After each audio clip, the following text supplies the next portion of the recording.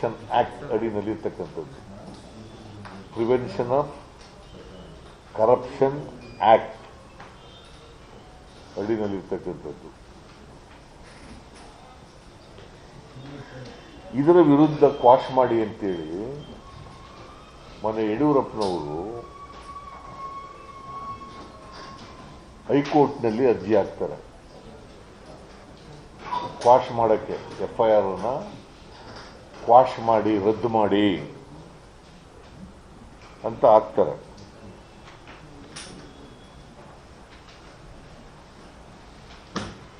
ಅವರು ರದ್ದು ಮಾಡೋಕ್ಕಾಗಲ್ಲ FIR ಅಂತೇಳಿ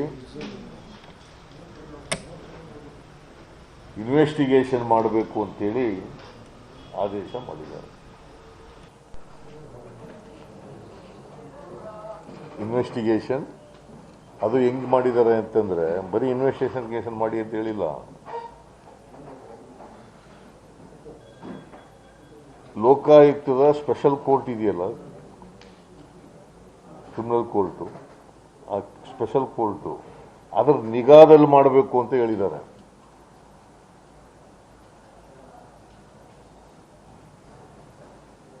ಯಾಕಂದ್ರೆ ಲೋಕಾಯುಕ್ತ ಪೊಲೀಸ್ ಬಗ್ಗೆ ಹೈಕೋರ್ಟ್ಗೆ ನಂಬಿಕೆ ಬಂದಿಲ್ಲ.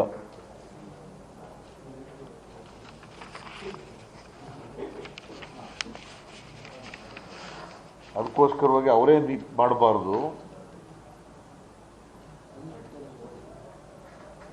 ಲೋಕಾಯುಕ್ತದ ಕೋರ್ಟ್ನ ನಿಗಾದಲ್ಲಿ under the supervision of the Lokayukta court ಮಾಡಬೇಕು ಅಂತ ಹೇಳಿದ್ದಾರೆ. ಯಾಕಂತಂದ್ರೆ judge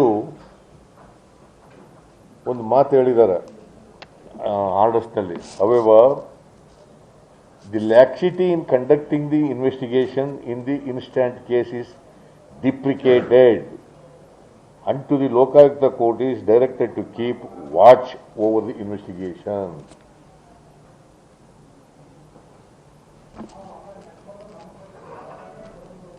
Watch over the investigation ಅಂತ ಜಸ್ಟಿಸ್ ಕುನಾ ಅವರು ಈ ಅಬ್ಸರ್ವೇಷನ್ ಮಾಡಿ ಆರ್ಡರ್ಸ್ನ ಮಾಡಿರ್ತಕ್ಕಂಥದ್ದು.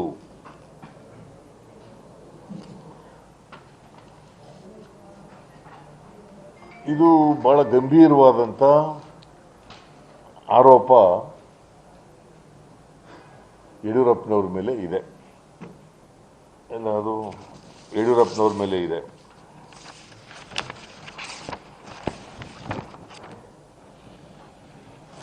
ಎಲ್ಲ ನಾನು ಗುರ್ತಾಕಿದ್ನಲ್ಲ ಹಾಕ್ಕೊಳ್ಳೋದು.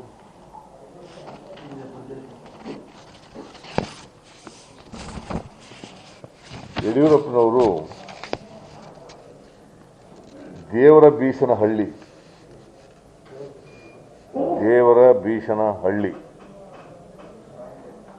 ವರ್ತೂರು ವೈಟ್ಫೀಲ್ಡ್ ನಲ್ಲಿ IT ಕಾರಿಡಾರ್ಗೆ ಜಮೀನು ಅಕ್ವೈರ್ ಮಾಡಿರ್ತಾರೆ.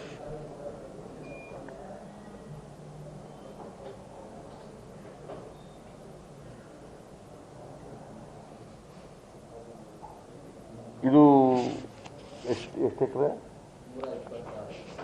126 ಎಕರೆ.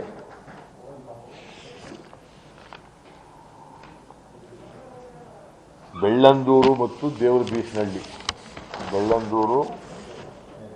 ದೇವರಬೀಸನಹಳ್ಳಿ ಗ್ರಾಮಗಳ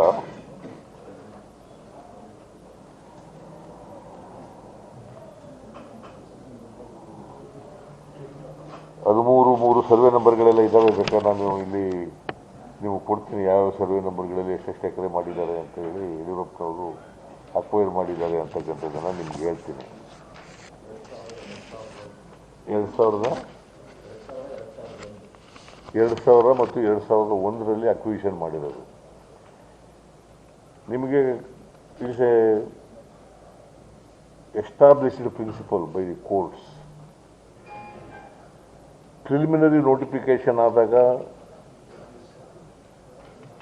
ಡಿನೋಟಿಫಿಕೇಶನ್ ಮಾಡಲಿಕ್ಕೆ ಅವಕಾಶ ಇರ್ತದೆ. ಪ್ರಿಲಿಮಿನರಿ ನೋಟಿಫಿಕೇಶನ್ ಆದಮೇಲೆ ಫೈನಲ್ ನೋಟಿಫಿಕೇಶನ್ ಆಗೋದಕ್ಕಿಂತ ಮುಂಚಿತವಾಗಿ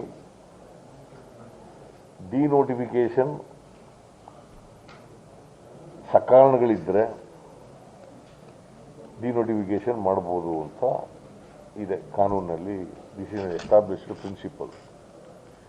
ಫೈನಲ್ ನೋಟಿಫಿಕೇಶನ್ ಆದಮೇಲೆ KIDB ಸ್ವಾಧೀನಕ್ಕೆ ತಕೊಂಡ ಮೇಲೆ ಅದನ್ನು ಮಾಡಿದ್ರೆ ಅದು ಟೋಟಲಿ ಇಲ್ಲೀಗಲ್. ಇಲ್ಲಿ ಯಡಿಯೂರಪ್ಪನವ್ರು ಏನು ಮಾಡಿದ್ದಾರೆ ಅಂತಂದರೆ ಪ್ರಿಲಿಮಿನರಿ ನೋಟಿಫಿಕೇಶನ್ ಆಗ್ಬಿಟ್ಟದೆ, ಫೈನಲ್ ನೋಟಿಫಿಕೇಶನ್ ಆಗ್ಬಿಟ್ಟದೆ. ಅಷ್ಟೇ ಅಲ್ಲ, KIDB ಸ್ವಾಧೀನಕ್ಕೆ ತಗೊಂಡ್ಬಿಟ್ಟದೆ. ಸ್ವಾಧೀನಕ್ಕೆ ತಗೊಂಡು ಎಂಟರ್ಪ್ರಿನರ್ಸ್ಗೆ ಹಂಚಿಬಿಟ್ಟಿದ್ದಾರೆ ಜಮೀನನ್ನು.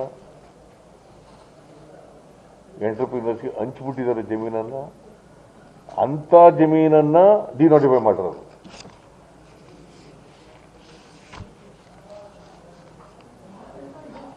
That is totally illegal.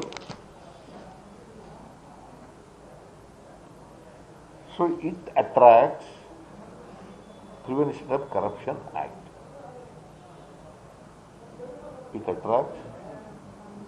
Prevention of Corruption Act. ಈ ಡಿನೋಟಿಫೈ ಮಾಡಿದ ಮೇಲೆ ಒಬ್ಬ ವಾಸುದೇವ ರೆಡ್ಡಿ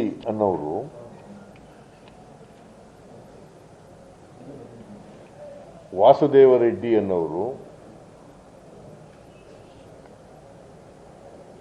ಕಂಪ್ಲೇಂಟ್ ಮಾಡ್ತಾರೆ.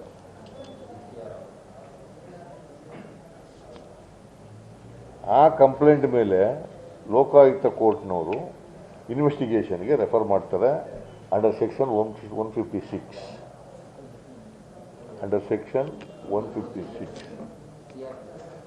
CRPC. ಇನ್ವೆಸ್ಟಿಗೇಷನು ಮಾಡಬೇಕಾಗಿತ್ತು. ಇನ್ವೆಸ್ಟಿಗೇಷನ್ ವಿಳಂಬ ಆಯ್ತದೆ. ಅದಕ್ಕೆ ಹೇಳಿರೋದು judge, there is a laxity in investigation. ಅದರ ಮೇಲೆ ಯಡಿಯೂರಪ್ಪನವರು ಕೋರ್ಟ್ಗೆ ಹೋಗ್ತಾರೆ. ಕೋರ್ಟ್ಗೆ ಹೋಗಿ ಯಾವ ತಾರೀಕಿನಲ್ಲಿ ಅವರು ಕೇಸ್ ತಗೋತಾರಲ್ಲ, 2019 ಏಪ್ರಿಲ್ನಲ್ಲಿ ಈ got A stay from the high court. ಇವರು ರಿಟ್ ಪಿಟಿಷನ್ ಹಾಕ್ತಾರೆ ಒಂದು ಅಂಡರ್ ಆರ್ಟಿಕಲ್ 226, 227. ಯಾರು ಹಾಕೋರು? ಮಿಸ್ಟರ್ ಯಡಿಯೂರಪ್ಪ ಹಾಕ್ತಾರೆ. ಅದ್ರ ಮೇಲೆ ಸ್ಟೇ ಕೊಟ್ಟಿರ್ತಾರೆ, ಟೆಂಪ್ರರಿ ಸ್ಟೇ ಕೊಟ್ಟಿರ್ತಾರೆ. ಸೊ ಅದು ಕೇಸ್ ನಡೀತದೆ. ಇವರ ಅಡ್ವೊಕೇಟ್ಸು ಕೂಡ ಒಬ್ಬರು ಅಂತವನು ನಾಗೇಶ್ ಅಂತ ಹೇಳಿ ಅವರು ಅಪಿಯರ್ ಆಗ್ತಾರೆ, CV ನಾಗೇಶ್. ಇಬ್ಬರನ್ನ ಅಕ್ಯೂಸ್ಡ್ ಮಾಡಿರ್ತಾರೆ ಯಡಿಯೂರಪ್ಪನವರು. ಒಂದು ಗೌರ್ಮೆಂಟ್ ಆಫ್ ಕರ್ನಾಟಕ, ದಿ ಅರೌಂಡರ್ ಇಸ್ ವಾಸುದೇವ ರೆಡ್ಡಿ. ಇಲ್ಲ, ಇಲ್ಲಿರೋದು ಪಿಟಿಷನ್ನಲ್ಲಿ ನಾನು ನೋಡಿದೆ.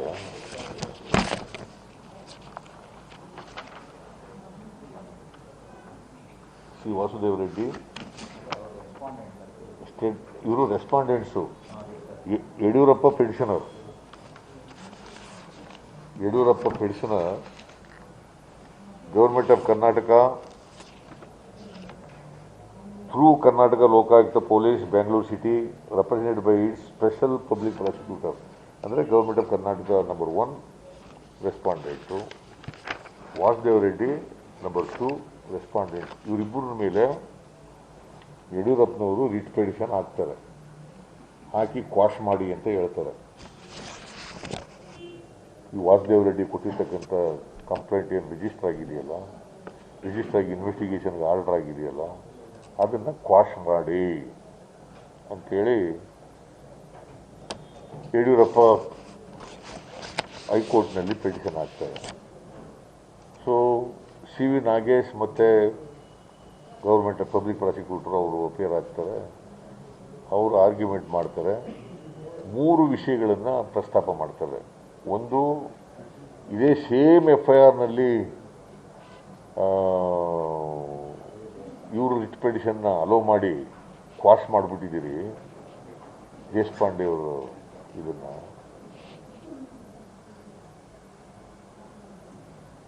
ಅದೇ ಥರ ಇವ್ರಿಗೂ ಕೂಡ ಕ್ವಾಶ್ ಮಾಡಬೇಕು ಅಂತ. But the facts of the case are different. ಯಡಿಯೂರಪ್ಪನವರು ಇಲ್ಲೀಗಲ್ ಆಗಿ ಡಿನೋಟಿಫೈ ಮಾಡಿದ್ದಾರೆ. ಇವರು ದೇಶಪಾಂಡೆ ಅವ್ರ ಕೇಸ್ನಲ್ಲಿ ದೇಶಪಾಂಡೆ ಅಕ್ರಮವಾಗಿ ಎಂಟರ್ಪ್ರಿನರ್ಸ್ಗೆ ಜಮೀನು ಹಂಚಿದ್ದ ಅಂತ case. Both the cases are different. ಅಲ್ಲಿ ಜಡ್ಜ್ ಏನು ಅಬ್ಸರ್ವ್ ಮಾಡಿದ್ದಾರೆ ಅಂತಂತಂದರೆ, ಇವರು ಆರ್ಗ್ಯುಮೆಂಟನ್ನು ರಿಜೆಕ್ಟ್ ಮಾಡುವಾಗ 3-4 ಕಾರಣಗಳನ್ನು ಕೊಟ್ಟಿದ್ದಾರೆ ಯಾಕೆ ಅವ್ರಿಗೆ ರಿಜೆಕ್ಟ್ ಆಯಿತು ಅಂತ.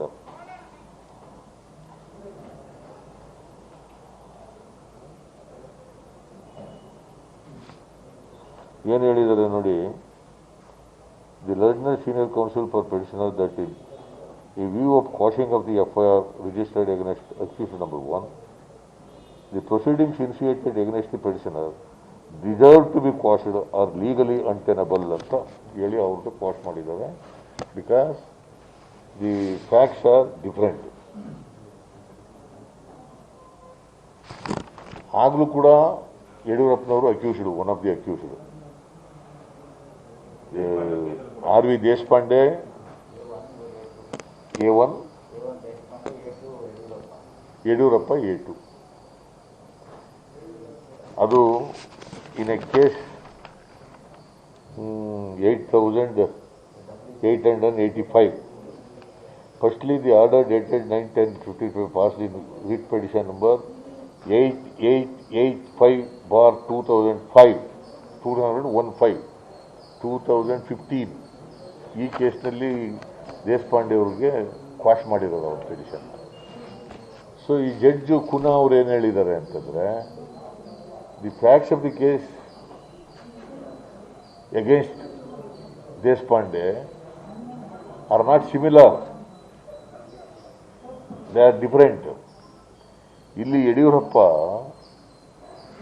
ಡಿನೋಟಿಫೈ ಮಾಡಿ ಸ್ವಾಧೀನ ತಗೊಂಡಿದ್ದಂಥದ್ದನ್ನ ಫೈನಲ್ ನೋಟಿಫಿಕೇಶನ್ ಆಗಿರತಕ್ಕಂಥದ್ದನ್ನು ಮಾಡಿದ್ದಾರೆ.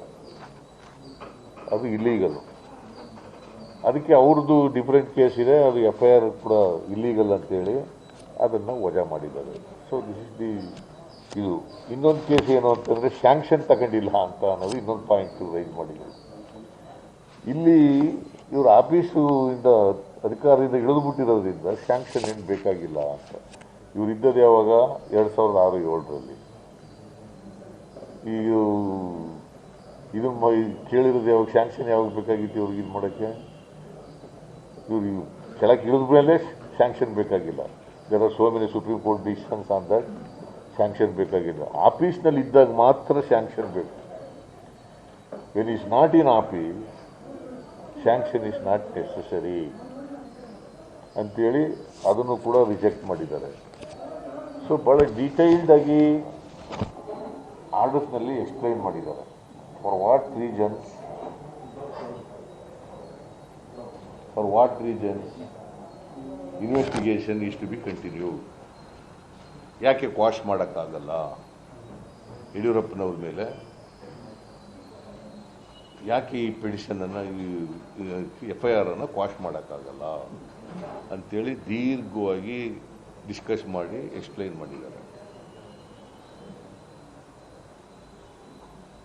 ಈಗ ಇನ್ವೆಸ್ಟಿಗೇಷನ್ ನಡೀಬೇಕು. ಇನ್ವೆಸ್ಟಿಗೇಷನ್ನು ಲೋಕಾಯುಕ್ತ ಪೊಲೀಸ್ನ ನಿಗಾದಲ್ಲಿ ನಡೀಬೇಕು. ಈ ಚೀಫ್ ಮಿನಿಸ್ಟ್ರು ಯಾರಿರೋರು ಇಲ್ಲಿ ಕರ್ನಾಟಕದಲ್ಲಿ? ಯಡಿಯೂರಪ್ಪನವರು. ಆಲ್ ದಿ ಏಜೆನ್ಸೀಸ್ ಎಲ್ಲ ಯಾರ ಕೈಗಡೆ ಇರೋದು? ಪೊಲೀಸು ಎಲ್ಲ. How can he continue as chief minister? He cannot continue as a chief minister. FIR is there. Investigation is ordered by the High Court, and it is to be investigated under the supervision of Lokayukta court. It is because it was delayed. It was delayed by the Lokayukta police. So there is a laxity in investigation.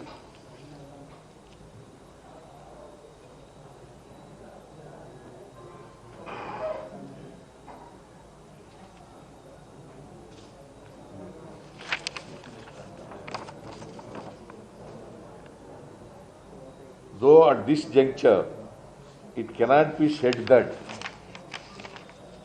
the respondent number 1 has succumbed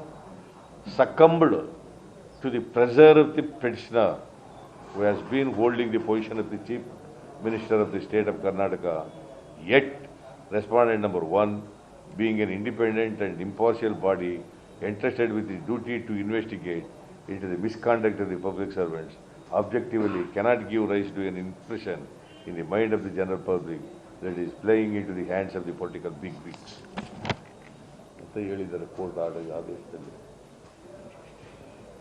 so chief minister ಆಗಿರೋದ್ರಿಂದ, ಅಧಿಕಾರ ಇರೋದ್ರಿಂದ investigation ಮೇಲೆ ಪ್ರಭಾವ ಆಗ್ತದೆ, ಪ್ರಭಾವ ಬೀರೋ ಸಾಧ್ಯತೆಗಳು ಇದ್ದಾವೆ. ಪ್ರಭಾವ ಬೀರ್ತಕ್ಕಂಥ ಸಾಧ್ಯತೆಗಳಿದ್ದಾವೆ. ಈ ಸಾಧ್ಯತೆಗಳಿರೋದ್ರಿಂದ ಫೇರ್ ಅಂಡ್ ಇಂಪಾರ್ಷಿಯಲ್ ಇನ್ವೆಸ್ಟಿಗೇಷನ್ ಆಗಲಿಕ್ಕೆ ಅಸಾಧ್ಯ. ಫೇರ್ ಅಂಡ್ ಇಂಪಾರ್ಷಿಯಲ್ ತನಿಖೆ ಆಗಲಿಕ್ಕೆ ಅಸಾಧ್ಯ ಆಗ್ತದೆ. ಅದಕ್ಕೋಸ್ಕರ ಮಿಸ್ಟರ್ ಯಡಿಯೂರಪ್ಪ ಅಧಿಕಾರದಲ್ಲಿ ಇರಬಾರದು. ಈ ಶುಡ್ ರಿಸೈನ್ ಇಮಿಡಿಯೇಟ್ಲಿ.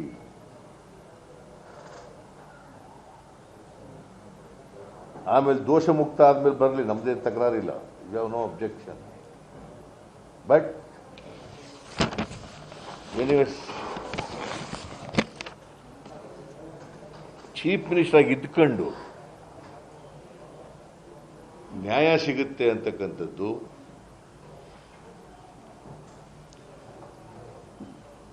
ಅನುಮಾನಗಳಿಗೆ ದಟ್ಟವಾದಂಥ ಅವಕಾಶಗಳಾಗ್ತವೆ.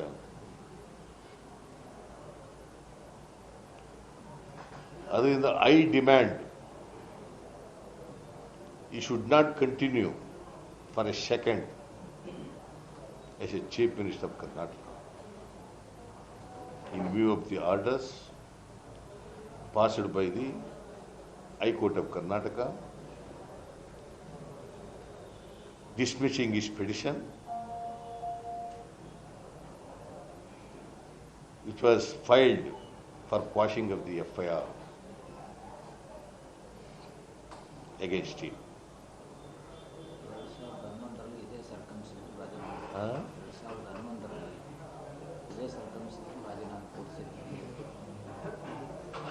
ಅದರಿಂದ 2011 ಕೂಡ ಇದೇ ತರದ ಕೇಸ್ ಇತ್ತು. ಈಗಲೂ ಕೂಡ ಅವರಿಗೆ ಕಾನೂನು ಬಗ್ಗೆ ಗೌರವ ಇದ್ರೆ, ಪ್ರಜಾತಂತ್ರದಲ್ಲಿ ನಂಬಿಕೆ ಇದ್ರೆ, ಅವನು ಯಡಿಯೂರಪ್ಪನವರು ಕೂಡಲೇ ರಾಜೀನಾಮೆಯನ್ನ ಕೊಡಬೇಕು, ಒಂದು ಸೆಕೆಂಡ್ ಇರಬಾರದು ಅಂತ. ಒಂದು ವೇಳೆ ಅವರು ಬಂಡತನದಿಂದ ಕೊಡದೇ ಹೋದರೆ party and prime minister of the country ಎಂತದು ನಾ ಕಾಹೂಂಗಾ ನಾ ಕಾನೆ ದೂಂಗಾ ಹೇಳಿದ್ರಲ್ಲ, ಅವ್ರ ಕ್ರಮ ತಗೋಬೇಕು ಬೇಡ? ಚೌಕಿದಾರ್ ಬನ್ಕೆ ಕಾಮ್ ಕरूंगा, ಚೌಕಿದಾರ್ ಬನ್ಕೆ ಕಾಮ್ ಕरूंगा, ನಾ ಕಾಹೂಂಗಾ ನಾ ಕಾನೆ ದೂಂಗಾ. ನಾನು ಭ್ರಷ್ಟಾಚಾರ ಮಾಡಕ್ ಬಿಡಲ್ಲ, ಲಂಚ ತಗೊಳಕ್ ಬಿಡಲ್ಲ, ನಾನು ತಗೊಳ್ಳಲ್ಲ, ಬೇರೆಯವ್ರಿಗೂ ಬಿಡಲ್ಲ. ಸೊ ಇದು ಪಾಲನೆ ಆಗಬೇಕಲ್ಲ.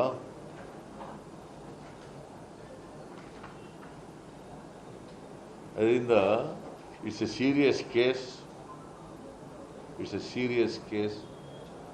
serious observation made by the High Court.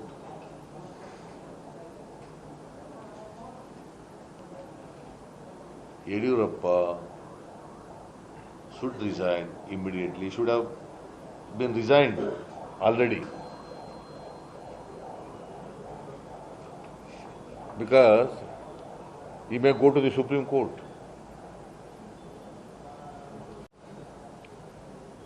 That is, it is available to him, that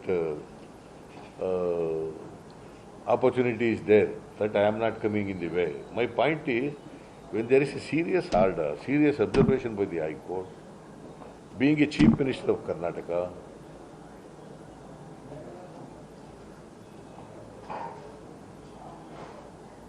he is said to have accepted,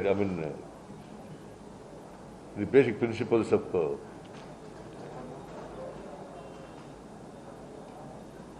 law. He should resign. I demand immediate resignation of Mr. Yediyurappa, Chief Minister of Karnataka. ನೀ ಏನಾದ್ರು ಹೇಳೋದಿದ್ದೀನಪ್ಪ? ಆಮೇಲೆ ಕೋರ್ಟ್ನಲ್ಲಿ ಏನು ಹೇಳಿದ್ದಾರೆ ಅಂದರೆ, the then Deputy Chief Minister Mr. B.S. Yediyurappa has also recklessly, ಪದ ಉಪಯೋಗಿಸಿರೋದು, the then Deputy Chief Minister Mr. B.S. Yediyurappa has also recklessly denotified land, disregarding the fact that the possession was taken and land was allotted to entrepreneurs. ನಾ ಹೇಳಿದೆ ಇದು ಮೊದಲೇ. ಆಮೇಲೆ ಈ complaint ಬಗ್ಗೆ ಏನು ಹೇಳ್ತಾರೆ ಅಂದರೆ, ಕೋರ್ಟ್ನಲ್ಲಿ the present complaint has been filed as against the accused number 1, that is mister Yediyurappa, in the capacity of a former minister of industries, government of Karnataka, and his position as aforesaid as ceased accused number 1 and 2 are not public servants. And ಅದೇ sanction ಬಗ್ಗೆ ಹೇಳಿದ್ದಾರೆ. So ಇವರ ಆರ್ಗ್ಯುಮೆಂಟ್ಸು ಏನು ಮಾಡಿದ್ದಾರೆ ಅದನ್ನು detail ಆಗಿ discussion ಮಾಡಿ, ಇವರು ಲಾಯರು ಏನು ಆರ್ಗ್ಯುಮೆಂಟ್ ಮಾಡಿದ್ದಾರೆ, every point was rejected by the court. And reject ಮಾಡುವಾಗ ಯಾಕೆ ರಿಜೆಕ್ಟ್ ಮಾಡಿದೆ ಅಂತ ಸಬ್ಸ್ಟ್ಯಾನ್ಸಿಯೇಟ್ ಮಾಡಿದ್ದಾರೆ.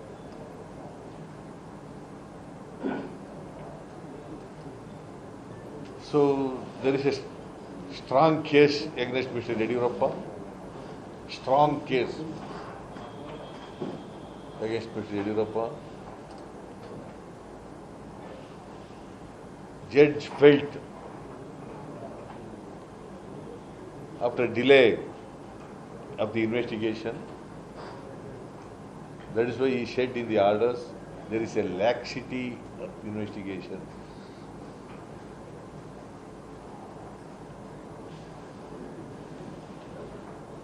Mr. Yediyurappa has no other alternative except to resign. ಕೊಡ್ಲಿಲ್ಲ ಅಂತಂದ್ರೆ ನಾವು ಪಾಟೀಲ್ ಕೂತ್ಕೊಂಡು ಏನು ಮಾಡಬೇಕು, ಯಾವ ಥರ ಹೋರಾಟ ಮಾಡಬೇಕು ಅಂತ ರೂಪಿಸ್ತೀವಿ. ಪಾಟೀಲ್ ಚರ್ಚೆ ಮಾಡಿ ಅವ್ರಿಗೆ ಮಾನ ಮರ್ಯಾದೆ ಇದ್ರೆ ಕೊಡಬೇಕು, ಕನಿಷ್ಠ ಗೌರವ ಇದ್ರೆ ಕೊಡಬೇಕು. ಕೊಡಲ್ಲ ಅಂತ ಬಂಡತನಕ್ಕೆ ಬಿದ್ದರೆ ನಾವು ಕೊಡಿಸ್ಲಿಕ್ಕೆ ಏನು ಮಾಡಬೇಕು ಅಂತ ಅಂದರೆ ಕೊಡಿಸ್ಲಿಕ್ಕೆ ಒತ್ತಡ ಯಾವ ಥರ ಹೋರಾಟ ಮಾಡಬೇಕು ಅನ್ನೋದನ್ನು ಮಾಡ್ತೀವಿ.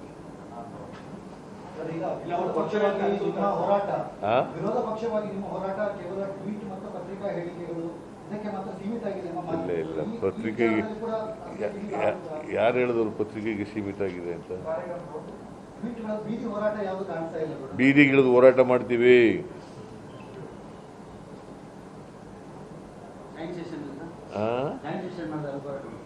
ಜಾಯಿಂಟ್ ಸೆಷನ್ ಯಾವಾಗಲಾರ ಮಾಡ್ತಾರಪ್ಪ, ಅದು ಈಗಲೇ ಹೇಳೋಕ್ಕಾಗಲ್ಲ. ಜಾಯಿಂಟ್ ಸೆಷನ್ ಅಂದರೆ ಹೊಸ ವರ್ಷದಲ್ಲಿ ಹೊಸದಾಗಿ ಮೊದಲನೇ ಸಭೆ ಇದರಲ್ಲಿ ಜಾಯಿಂಟ್ ಸೆಷನ್ ಆಗುತ್ತೆ. ಅದು ನೋಡೋಣ. ಅಲ್ಲಿವರೆಗೆ we will not wait. Miss Yediyurappa should resign immediately. ಮಾನ ಮರ್ಯಾದೆ ಇದ್ರೂ ಕೊಡಬೇಕು. ಕಾನೂನು ಬಗ್ಗೆ ಗೌರವ ಇದ್ದರೆ, ಕೋರ್ಟ್ ಬಗ್ಗೆ ಗೌರವ ಇದ್ದರೆ, ರೂಲ್ ಆಫ್ ಲಾನಲ್ಲಿ ನಂಬಿಕೆ ಇದ್ದರೆ ಕೊಡಬೇಕು. Is A chief minister of the state. I hope that is respecting the rule of law. ಎಲ್ಲಿ ಮಾಡ್ಬೋದು, ವಾರಂಟು ಇಶ್ಯೂ ಮಾಡ್ಬೋದು, ಅರೆಸ್ಟು ಮಾಡ್ಬೋದು. ಯಾಕೆ ಮಾಡೋಕ್ಕಾಗಲ್ಲ? ನಾನ್ ಬೇಲಬಲ್ ಅಫೆನ್ಸ್ ಅಲ್ಲ ಅವೆಲ್ಲ. 13(1)(d), 13(2) ಅವೆಲ್ಲ ನಾನ್ ಬೇಲಬಲ್ ಅಫೆನ್ಸಸ್ ಅಲ್ಲ. Prevention of corruption act. ಎಲ್ಲಿ? That is a different thing. ಹೋಗ್ಬೋದು ಅಂತ ನೀ ಅನ್ಕೊಂಡಿದ್ಯಾ? ಇಲ್ಲಿ ಹೈಕೋರ್ಟ್ನವ್ರು ಕೊಟ್ಟಿದ್ದಾರೆ. It's not a magistrate court orders ಅಲ್ಲ, ಹೈಕೋರ್ಟ್ನವ್ರು ಆರ್ಡರ್ಸ್ ಮಾಡಿರೋದು. See, as a being a chief minister of the state, should you not respect the orders of the high court? BJP high command Yediyurappa ಇಳಿಸ್ತಾರೆ ಅಂತ ಹೇಳ್ತಿದ್ರೆ, ಈ ಕೇಸಿಂದ ಬಿಜೆಪಿ ಹೈಕಮಾಂಡ್ ಇಳಿಸೋ ಸಾಧ್ಯತೆ ಇದೆ ಅಂತಾರೆ ಸರ್. ಹೈಕಮಾಂಡ್ ನಾನು ಮೊದಲೇ ಚರ್ಚೆ ನಡೀತಾ ಇದೆ ಇಳಿಸ್ಲಿಕ್ಕೆ ಅಂತ ಹೇಳಿದ್ದೆ, ಇಳಿಸ್ಬೋದು ಅಂತ ಹೇಳಿದ್ದೆ. ಇದು ಒಂದು ಸ್ಟ್ರಾಂಗ್ ವೆಪನ್. ಹೈಕಮಾಂಡಿಗೆ ಸ್ಟ್ರಾಂಗ್ ವೆಪನ್. ನನ್ನ ಪ್ರಕಾರ ಯಡಿಯೂರಪ್ಪನವರು ಕೋರ್ಟ್ ಆದೇಶಕ್ಕೆ ಗೌರವ ಕೊಡ್ತಾರೆ ಅಂತ ಅನ್ಕೊಂಡಿದ್ದೀನಪ್ಪ. ರಾಜೀನಾಮೆ ಕೊಡ್ತಾರೆ ಅಂತ ಅನ್ಕೊಂಡಿದ್ದೀನಿ ನಾನು.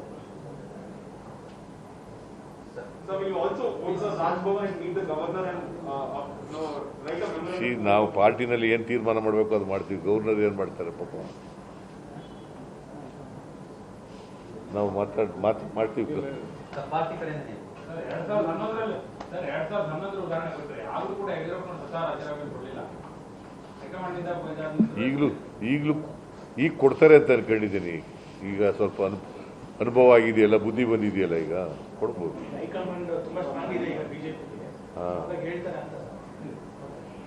ನಾನು ಅವ್ರು ಹೇಳೋಕ್ಕೂ ಮುಂಚೆ ಕೊಟ್ಬಿಡ್ತಾರೆ ಅಂತ ಅನ್ಕೊಂಡಿದ್ದೀನಿ.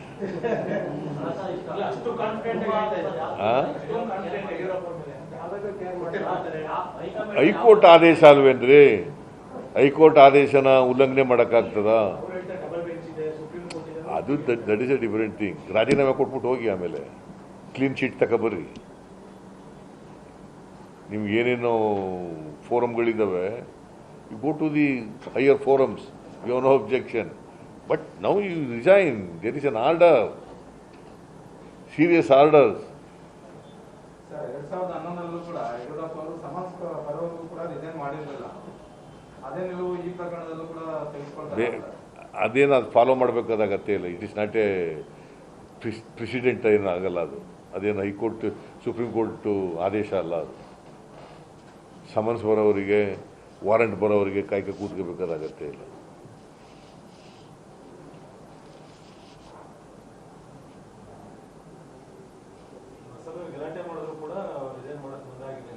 ಯಾರು? ಆಗ ಸ್ವಲ್ಪ ಬಂಡತನ ಇತ್ತು, ಈಗ ಸ್ವಲ್ಪ ಬುದ್ಧಿ ಬಂದಿರಬಹುದು, ವಯಸ್ಸಾಗಿದೆ.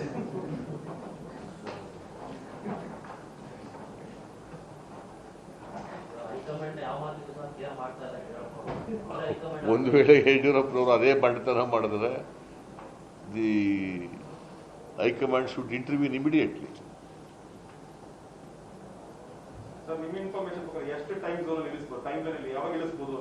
ಏನ ಇಳಿಸೋದಲ್ರಿ, ಅವರೇ ರಾಜೀನಾಮೆ ಕೊಟ್ಬಿಡ್ಬೇಕು. Without second thought you should resign. ನೀವು please go through the orders. You will know the seriousness of the situation.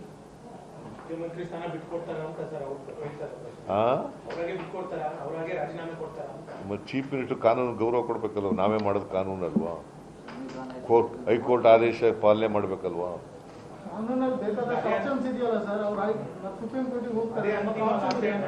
ಆಮೇಲೆ ನೀನು ರಾಜೀನಾಮೆ ಕೊಟ್ಬಿಟ್ಟು ಹೋಗಪ್ಪ, ಸುಪ್ರೀಂ ಕೋರ್ಟ್ಗಾರ ಹೋಗು, ಎಲ್ಲಿಗಾರ ಹೋಗ್ರಿ. ನಾವು ಬೇಡ ಅಂತ ಹೇಳಲ್ಲ. ಮೊದಲು ರಾಜೀನಾಮೆ ಕೊಟ್ಬಿಡ್ರಿ.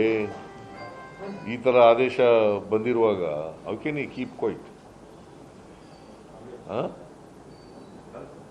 ಮುಳುಗೋಗ್ತಿರೋ ಪಾರ್ಟಿ ಅವ್ರು ಕೇಳಿದ್ದಕ್ಕೆಲ್ಲ ನಾವು ಆನ್ಸರ್ ಮಾಡ್ಬೇಕಾ ಅಂತಾರೆ ಸರ್. ಯಾರು? ಬಿಜೆಪಿ ನನಗೇನು ಆನ್ಸರ್ ಮಾಡಬೇಕಾಗಿಲ್ಲಪ್ಪ. ಕೋರ್ಟ್ ಆರ್ಡರ್ಸ್ಗೆ ಗೌರವ ಕೊಡ್ರಿ. ಬೀಯಿಂಗ್ ಎ ಚೀಫ್ ಮಿನಿಸ್ಟರ್, ಕಾನೂನು ಗೌರವ ಕೊಡ್ರಿ, ಸಂವಿಧಾನಕ್ಕೆ ಗೌರವ ಕೊಡ್ರಿ. ನಾನು ಹೇಳಿದೆ ಅಂತ ಏನು ಮಾಡಬೇಕಾದ ಅಗತ್ಯ ಇಲ್ಲ. ಬಿಕಾಸ್ ನಾನು ಕೋರ್ಟ್ ಆದೇಶ ಆಗಿದೆ ಅಂತ ಹೇಳ್ತಾ ಇದ್ದೀನಿ ಅಷ್ಟೇ. As leader of the opposition, as opposition party, we are demanding his resignation. He should resign without giving any reason. Sir ಪಾರ್ಟಿಯಾಗಿ ನೀವೇನು ಯೋಚನೆ ಮಾಡ್ತಾ ಇದ್ದೀರಾ ಸರ್? ಸರ್ ನೀವೇನು ಯೋಚನೆ ಮಾಡ್ತೀರಾ? ಮಾತಾಡಿ ಇದೆಲ್ಲ come back to you. Okay, thank you. ಕೊಡಪ್ಪ ಕಾಫಿ ಕೊಡ. ಸರ್ ಇನ್ನೊಂದು ವಿರೋಧ ಪಕ್ಷದವರು ಬಹಳ ಸೈಲೆಂಟ್ ಆಗಿದ್ದಾರೆ ವಿಚಾರದಲ್ಲಿ. ಯಾರು? ನಾನು ಅದ್ರ ಬಗ್ಗೆ ರಿಯಾಕ್ಟ್ ಮಾಡೋದು ಕುಮಾರಸ್ವಾಮಿನೇ ಕೇಳಿ. ಕುಮಾರಸ್ವಾಮಿ ಅವ್ರನ್ನೇ ಕೇಳಪ್ಪ.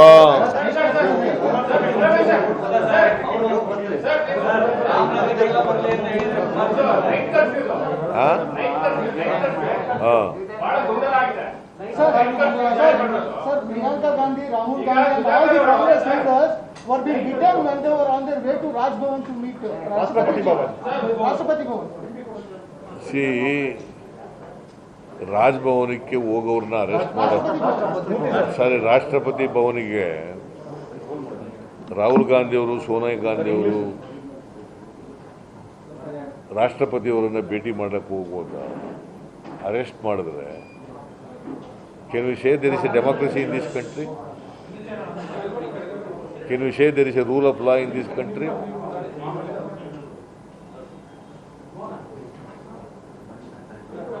See, ವ್ಯಕ್ತಿ ಸ್ವಾತಂತ್ರ್ಯನೇ ದಮನ ಮಾಡ್ತಾ ಇದ್ದಾರೆ, ವ್ಯಕ್ತಿ ಸ್ವಾತಂತ್ರ್ಯ ಹತ್ಯೆ ಮಾಡ್ತಾ ಇದ್ದಾರೆ.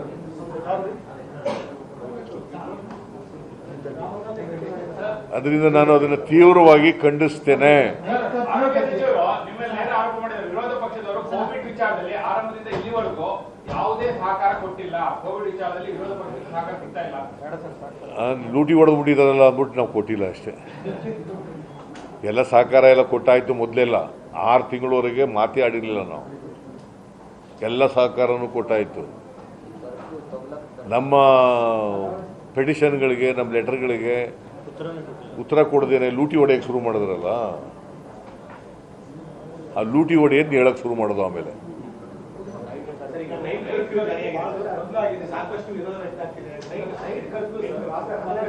ನನ್ನ ಪ್ರಕಾರ ನೈಟ್ ಕರ್ಫ್ಯೂ ಅಗತ್ಯ ಇರಲಿಲ್ಲ.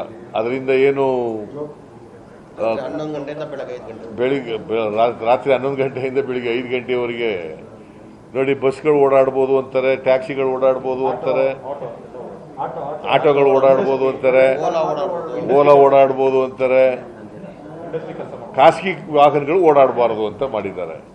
ಅದರಲ್ಲಿ ಏನು ಹುಚ್ಚು ಸರ್ಕಾರದ ಆದೇಶ ಅಂತ ಅನ್ಸುತ್ತೆ ನಾನು.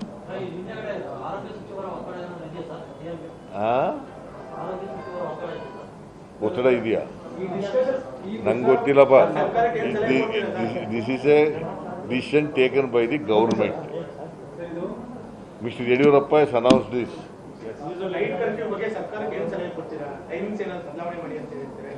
ನನ್ನ ಪ್ರಕಾರ ಅದರ ಅಗತ್ಯ ಇಲ್ಲ ಈಗ, ಬೇಡಿಕೆ ಬೇಡ.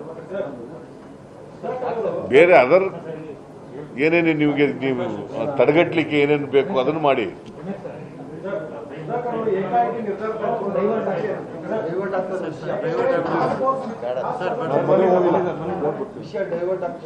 ವಿಷಯ ಈಗ ಆಮೇಲೆ ಇನ್ನೊಂದ್ಸರಿ ಮಾತಾಡೋಣ. ಎಲ್ಲ ನಾಳೆ ಡೀಟೇಲ್ ಆಗಿ ಮಾತಾಡ್ತೀನಿ ನಾಳೆ. ಈಗ ಇದು ರಾಜೀನಾಮೆ ಕೇಳಿದ್ದೀವಲ್ಲ, ಅದು ಹೈಲೈಟ್ ಮಾಡಬೇಕಾಗಿರೋದು ನೀವು. ಇದಕ್ಕಿಂತ ದೊಡ್ಡ ವಿಷಯ ಯಾವ್ದು ಬೇಕು ನಿಮಗೆ? ಕರ್ಫ್ಯೂ ಆಮೇಲೆ ಮಾತಾಡೋಣ. ಹೇಳಿದ್ದಲ್ಲಿ I demand the resignation of Mr. Yediyurappa. It is because his petition for quashing the FIR against him was dismissed by the High Court of Karnataka. Therefore, he has no right to continue as Chief Minister for a second. Huh?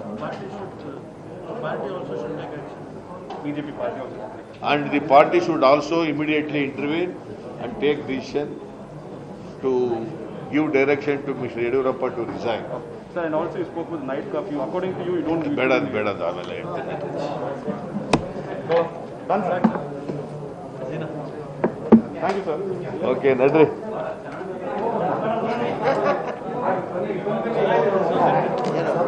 ಕನ್ನಡಕ ಆ? ಎಲ್ಲರೂ appreciate ಮಾಡ್ತಾರೆ ಕನ್ನಡಕ ಚೆನ್ನಾಗಿದೆ ಅಂತ. ಇವನು ಅಮೆರಿಕದಿಂದ ತರಿಸ್ಕೊಟ್ಟವನು.